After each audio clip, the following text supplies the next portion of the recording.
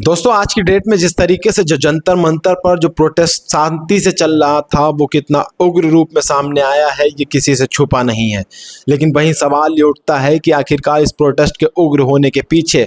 किसकी साजिश थी। क्या इसके पीछे सरकार की रिस्पॉन्सिबिलिटी ये नहीं बनती थी कि इस प्रोटेस्ट को पहले ही ख़त्म कराया जा सकता था।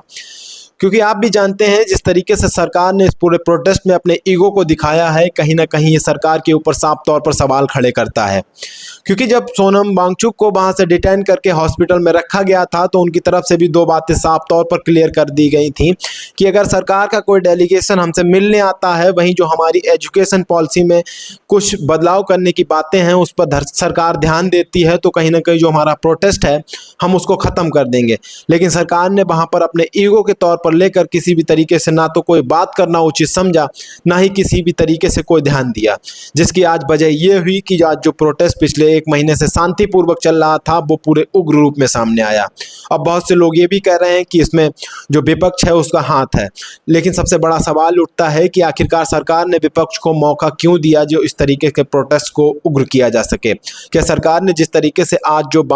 मांग सामने रखने के लिए जो बात कही है, जिस तरीके से सीजेपी के जो कुछ लोग हैं उनसे मिलने के लिए सामने बुलाया है, अगर इसको पहले कर लिया जाता तो क्या इस तरीके के प्रोटेस्ट को रोका जा सकता था। भाई दूसरी ओर सवाल ये भी उठता है कि जिस तरीके से इस प्रोटेस्ट को जो ऑर्गेनाइज करने वाले लोग हैं वो इस प्रोटेस्ट को आगे चलकर मॉनिटर क्यों नहीं कर रहे थे। क्या उनकी रिस्पॉन्सिबिलिटी ये नहीं बनती थी कि उस पूरे प्रोटेस्ट को वो साफ तौर पर फ्रंट पर आकर ऑर्गेनाइज करें और जो भी रिस्पॉन्सिबिलिटी है वो उनकी खुद की बने।